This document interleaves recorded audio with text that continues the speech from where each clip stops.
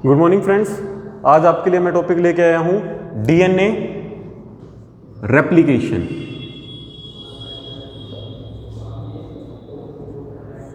DNA replication हमारा किसका 12th class का टॉपिक है।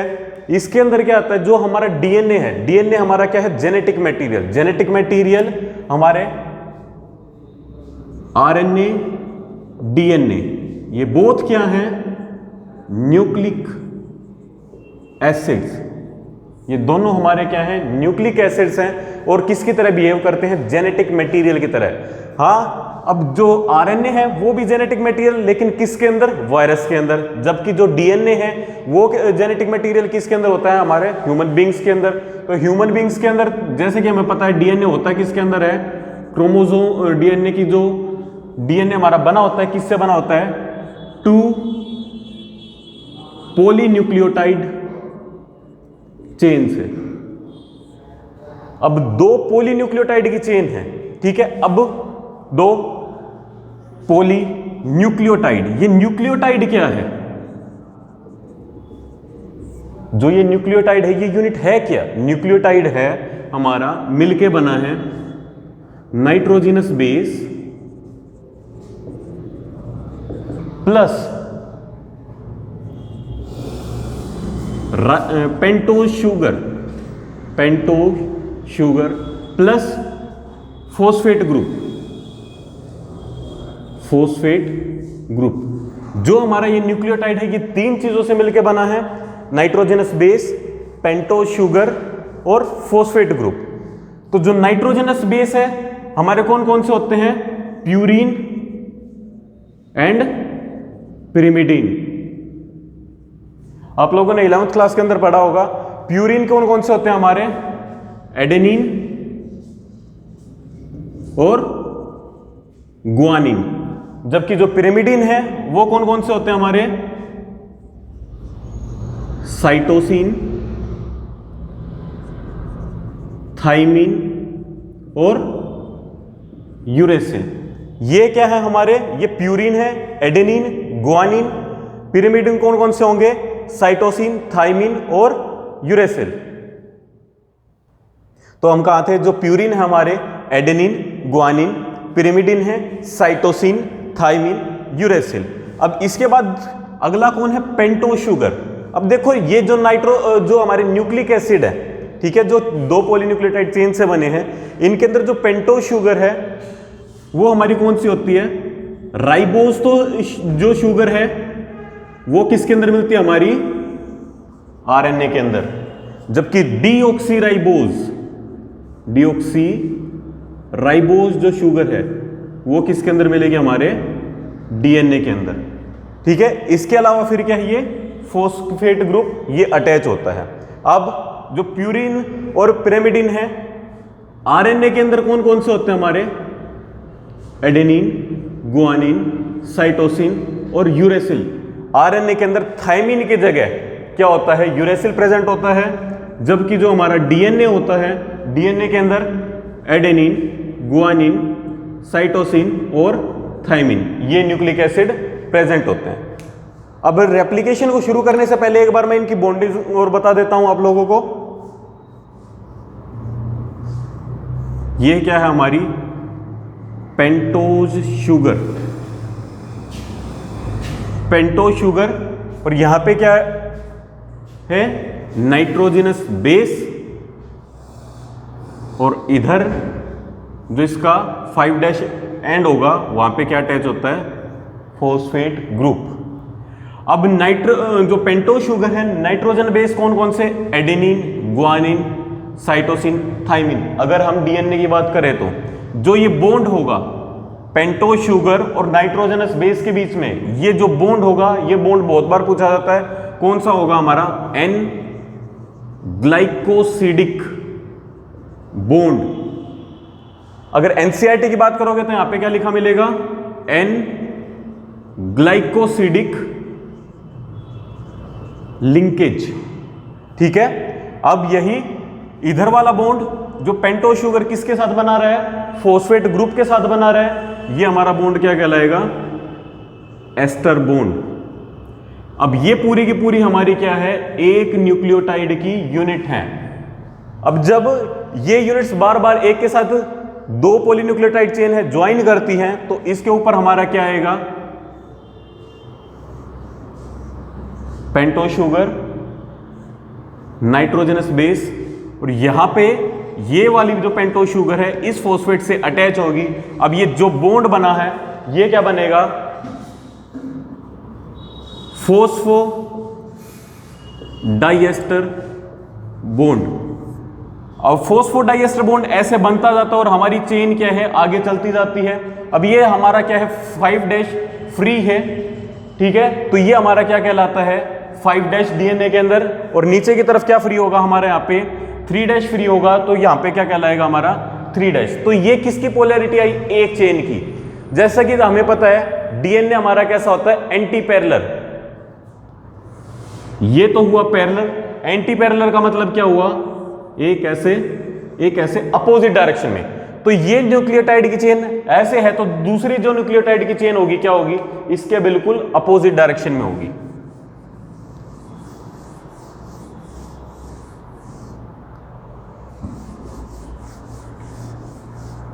वो कैसे,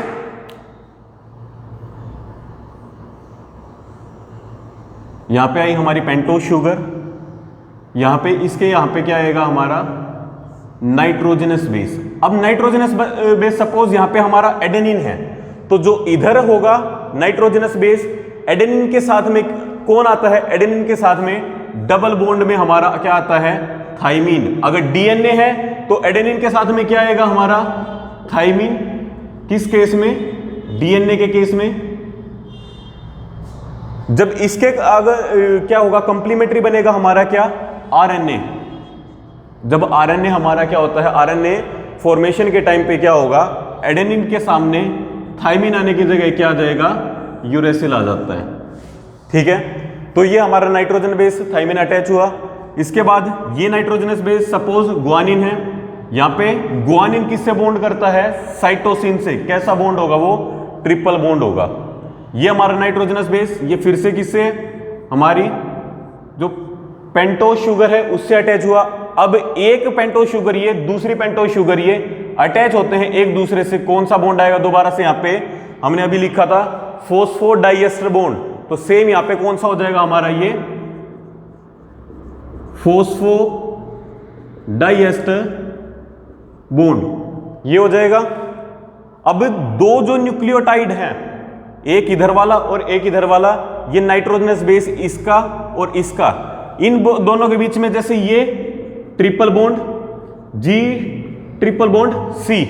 अब ये जो दो बॉन्ड हैं, ये और ये जो हमारे बॉन्ड होंगे, कौन से बॉन्ड होंगे हमारे, होंगे H बॉन्ड बोल दो, या फिर इसे हम बोल देंगे हाइड्रोजन बॉन्ड, ठीक है। अब ये हमारी पोलैरिटी आप लोगों को समझ में आ गई है। अब हम शुरुआत करते हैं हमारे डीएनए रेप्लिकेशन की।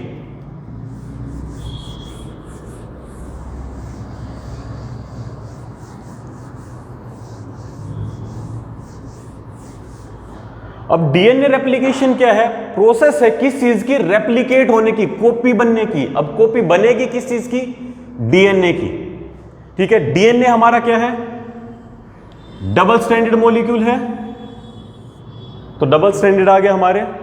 एक की पोलैरिटी क्या रहेगी, 3' to 5'। अपोजिट पोलैरिटी होगी, तो यहां पे 5 होगा तो यहां पे 3 होगा, और यहां पे 3 है तो यहां पे 5'। ये क्या हमारा डबल स्ट्रैंडेड डीएनए मॉलिक्यूल। अब इसकी क्या बननी है, कॉपी बननी है। तो कॉपी बननी है तो पहले क्या होना पड़ेगा, जब ये किस चीज से ज्वाइन है, हमारे हाइड्रोजन बॉन्ड से अभी बात की थी हमने, तो उससे पहले क्या होना पड़ेगा, इन हाइड्रोजन बॉन्ड को तोड़ना पड़ेगा, ब्रेक करना पड़ेगा, और इसको क्या करना पड़ेगा, खोलना पड़ेगा। तो यही हमारा पहला स्टेप है डीएनए रेप्लिकेशन का, क्या, अनवाइंडिंग। अनवाइंडिंग मतलब क्या होगा, खुलना। इसी को हम और क्या बोल सकते हैं, अनजिपिंग। अनजिपिंग, जैसे हम चेन खोलते हैं, इसी तरह इसको क्या कर रहे हैं, हम अनजिप कर रहे हैं, इसको खोल रहे हैं। तो जो ये अनजिपिंग होती है, ये नहीं कि अपने आप हो जाती है, इसके लिए हमारा क्या होता है, एंजाइम होता है। और वो अनवाइंडिंग के लिए हमारे पास एंजाइम कौन सा होता है, हेलिकेज। जो तो हमारा जो एंजाइम है इसको खोलने के लिए, अनजिप करने के लिए, अनवाइंडिंग के लिए जो काम आएगा वो क्या है? हेलिकेज। हेलिकेज का काम क्या होगा? जो ये हाइड्रोजन बॉन्ड्स है इनको ब्रेक करेगा। जब ये हाइड्रोजन बॉन्ड ब्रेक हो जाएंगे तो ये हमारा जो डीएनए की 2 स्ट्रैंड है ये क्या हो जाएंगे? अनवाइंड हो जाएंगे। ठीक है,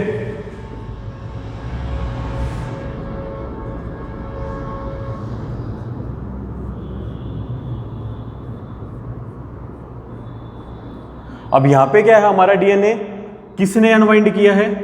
हेलिकेज ने इसको अनवाइंड कर दिया, खोल दिया। अब इसके बाद देखो कई बार जब ये डीएनए अनवाइंड होता है तो इसमें क्या पीछे बनती है? पीछे बनती है टेंशन। टेंशन के बारे क्या होती है इसमें? जैसे हम कई बार क्या करते हैं, कोई रस्सी है, रस्सी के 2 सिरे होते हैं, उनको पकड़ के खोलते हैं तो पीछे की तरफ जो होती है वो अपने आप क्या लग जाती है? नॉट लग जाती है, गांठ लग जाती है। तो उसे अनवाइंड करने के लिए क्या करते हैं? हम पूरी रस्सी को घुमाते हैं। लेकिन डीएनए के केस में क्या, पूरा डीएनए हम किसी सेल के अंदर रोटेट नहीं हो पाएगा, तो उसके लिए क्या होता है? यहां पे एक एंजाइम होता है जो इस टेंशन को रिड्यूस करता है। उस एंजाइम का नाम क्या है? टोपो आइसोमेरेज। ये एंजाइम क्या करता है? निकिंग करता है। क्या करता है? निकिंग। निकिंग का मतलब क्या होता है? जो डीएनए के 2 स्ट्रैंड होते हैं उनमें से एक स्ट्रैंड में ये कट लगा देता है, और जिससे ये क्या होगा? यहां पे जो टेंशन होती है उसको रिड्यूस कर देता है। इसलिए इसको क्या बोलते हैं? इसके कटिंग करने वाले स्टेप को हम बोलते हैं निकिंग। निकिंग के थ्रू क्या होता है? जो टोपो आइसोमेरेज एंजाइम है डीएनए के अंदर रेप्लिकेशन के टाइम पे टेंशन को रिड्यूस कर देता है। अब ये टोपो आइसोमेरेज किसके अंदर? यूकैरियोट्स के अंदर, जबकि इसी को डीएनए गायरेज बोलते हैं हम। डीएनए गायरेज, काम यही है, नाम चेंज है लेकिन होगा किसके अंदर? प्रोकैरियोट्स के अंदर। अब तुम में से कई के मन में सवाल उठेगा, सर ये तो खोल दिया, ये वापस में जुड़ भी तो सकता है। बिल्कुल जुड़ सकता है। इसको प्रिवेंट करने के लिए क्या होता है? हमारा SSB, single stranded binding protein. ये क्या काम करता है? इसकी फुल फॉर्म लिख देता हूं मैं, सिंगल स्ट्रैंडेड बाइंडिंग प्रोटीन। अब इस प्रोटीन का काम क्या है? ये डीएनए को दोबारा, एक तो डीएनए के अंदर लूप, सिंगल स्ट्रैंड कभी खुद ही के साथ ना जुड़ जाए, दोनों को एक दूसरे के साथ जुड़ने से बचाता है, और लूप फॉर्मेशन से बचाता है। कौन? Single stranded binding protein. ये है, ये पहला स्टेप था हमारा। क्या? अनवाइंडिंग होगी, अनजिपिंग होगी। अब दूसरा क्या है? जो डीएनए रेप्लिकेशन है, इसके लिए जो मेन काम है वो कौन करता है? DNA dependent DNA polymerase. अब ये हमारा क्या है? मेन रेप्लिकेटिंग एंजाइम है, लेकिन इसकी एक दिक्कत है। क्या? ये एंजाइम खुद ब खुद रेप्लिकेशन को शुरू नहीं कर सकता। ये प्रोसेस को चला तो सकता है लेकिन खुद ब खुद क्या नहीं कर सकता? जो प्रोसेस हो उसको इनिशिएट नहीं कर सकता, शुरू नहीं कर सकता। तो उसके लिए क्या होता है? हमारा जो ये डीएनए है उसके पास हम क्या अटैच करते हैं? आरएनए प्राइमर हम इसके ऊपर अटैच करते हैं। और जो आरएनए प्राइमर है वो हमेशा अटैच कौन से एंड पे होगा? जो हाँ 3' एंड होता है वहां पे क्या अटैच होता है? RNA primer. RNA primer. RNA primer क्या करता है? हमारी जो रेप्लिकेशन प्रोसेस है इसको इनिशिएट करता है, शुरू करता है, स्टार्ट करता है। ठीक है, ये 3'। अब इधर देखो 3' नहीं है तो ये यहां पे नहीं होगा। तो आरएनए प्राइमर कहां अटैच होता है? आरएनए प्राइमर अटैच होता है हमारा यहां पे। ठीक है, और आरएनए प्राइमर एक बार अटैच होने के बाद क्या होगा? इसके बाद डीएनए डिपेंडेंट डीएनए पॉलीमरेज, या इसको डीएनए पॉलीमरेज भी बोल देंगे, ये एंजाइम आएगा और क्या करने लग जाएगा? रेप्लिकेशन को फर्दर प्रोसीड करने लग जाएगा।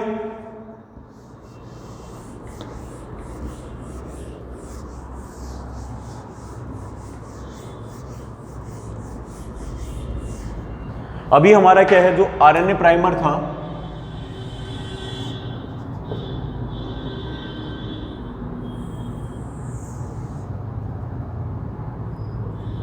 यहां पे आरएनए प्राइमर आया, इसने शुरुआत की, डीएनए पॉलीमरेज आया, यहां तक क्या हो गया? रेप्लिकेट हो गया।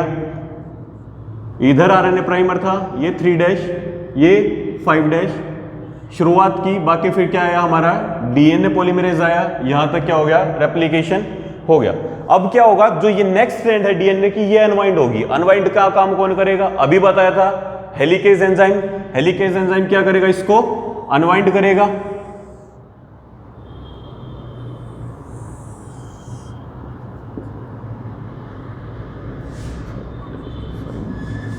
ये 5, ये 3, ये 3 डैश, ये 5 डैश, ठीक है। अब इस वाले स्ट्रैंड पे क्या होगा, रेप्लिकेशन लगातार चला जा रहा है। ये स्ट्रैंड क्या था, ये खुला था, तो दोबारा से आरएनए प्राइमर यहां पे अटैच होगा, फिर ये आगे और आगे वाला रेप्लिकेशन आगे चले जा रहा है, ठीक है। 5 डैश टू 3 डैश। जो हमारा डीएनए पॉलीमरेज एंजाइम होता है वो रेप्लिकेशन को किस डायरेक्शन में प्रोसीड करता है, 5 डैश टू 3 डैश डायरेक्शन में। वैसे याद ना हो तो बड़े से छोटे की तरफ जाएगा, बड़े से छोटे की तरफ। तो ये डीएनए पॉलीमरेज अब जैसे जैसे रेप्लिकेशन आगे प्रोसीड होता जाएगा तो हमारी क्या होगा, जो डीएनए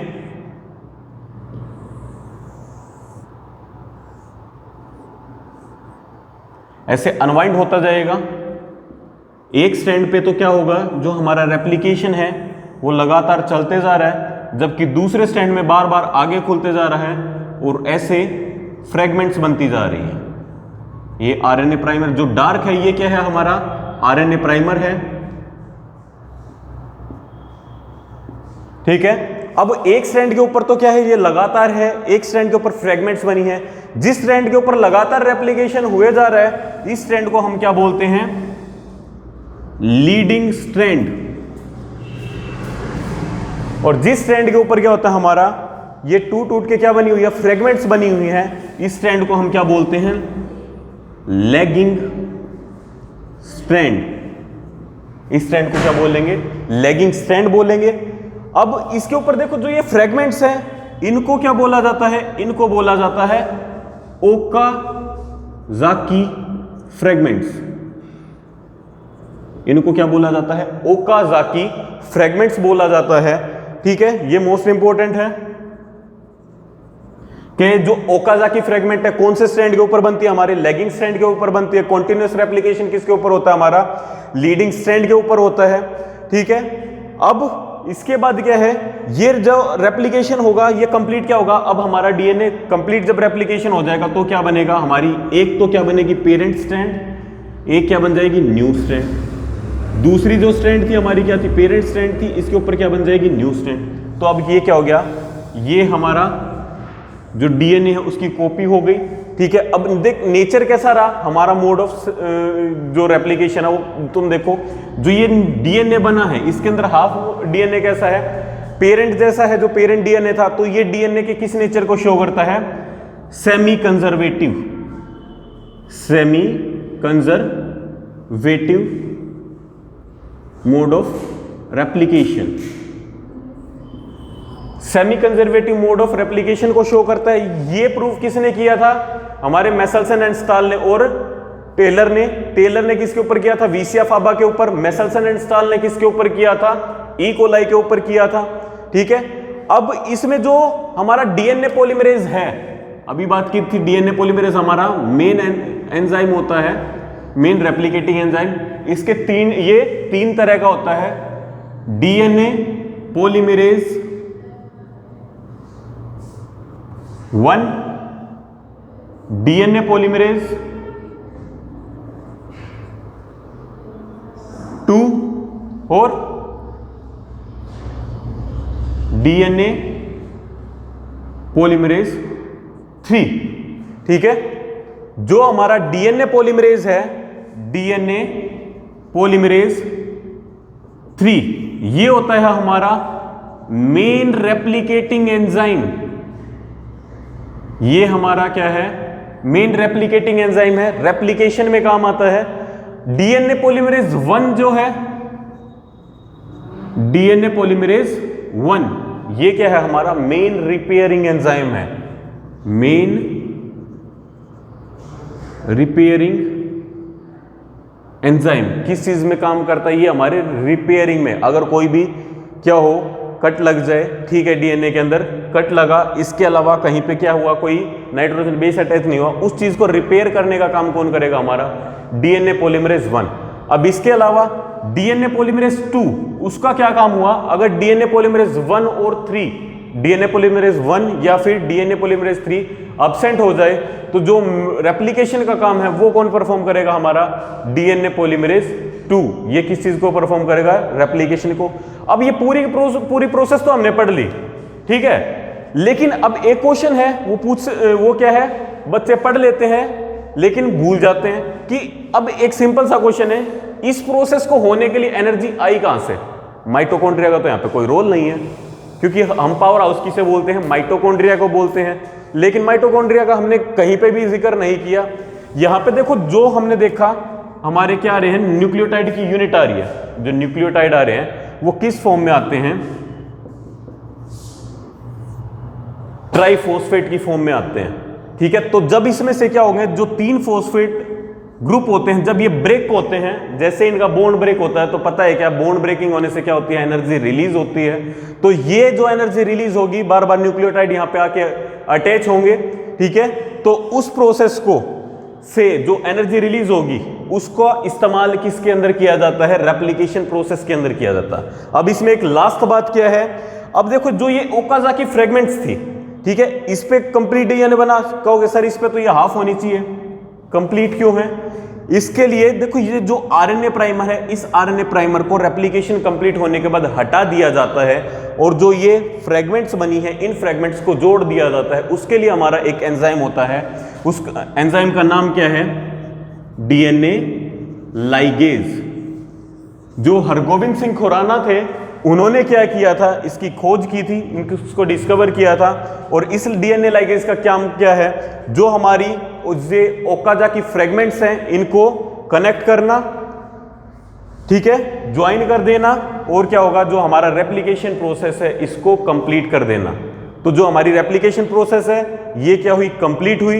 इसको क्या करना है, एनसीईआरटी से रीड करना है, और ऐसे डायग्राम है, ये डायग्राम जरूर बनाने हैं। एनसीईआरटी के अंदर आप लोगों को ये डायग्राम नहीं मिलेंगे, ठीक है, लेकिन अगर एनसीईआरटी से डायरेक्ट रीड करोगे आपको एनसीईआरटी से रेप्लिकेशन प्रोसेस बिल्कुल समझ में नहीं आएगी, इसलिए इसको सिस्टमेटिक वे में करना है, हर एक स्टेप का ध्यान रखना है, ठीक है।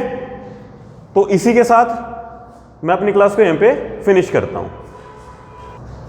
तो ये हमारा क्या है, कंप्लीट हो गया है। अब इसके रिगार्डिंग देखो किसी के मन में कोई डाउट आएगा, किसी ने कोई चीज कहीं पे पढ़ी होगी, ठीक है, किसी को कोई भी डाउट हो, वो क्या है, वीडियो के कमेंट सेक्शन में क्या करे, कमेंट कर दे। उसके जो डाउट होंगे उनको मैं नेक्स्ट वीडियो के अंदर क्या करूंगा, हर एक के डाउट का आंसर दूंगा, उनको क्लैरिफाई करूंगा, ठीक है। अगर आपको ये और किसी टॉपिक में दिक्कत है वो भी कमेंट बॉक्स में बताएं, ताकि क्या हो, मैं उस पे आप लोगों का देख के कि आप लोगों को प्रॉब्लम है उसके बारे में भी वीडियो बना सकूं, ठीक है।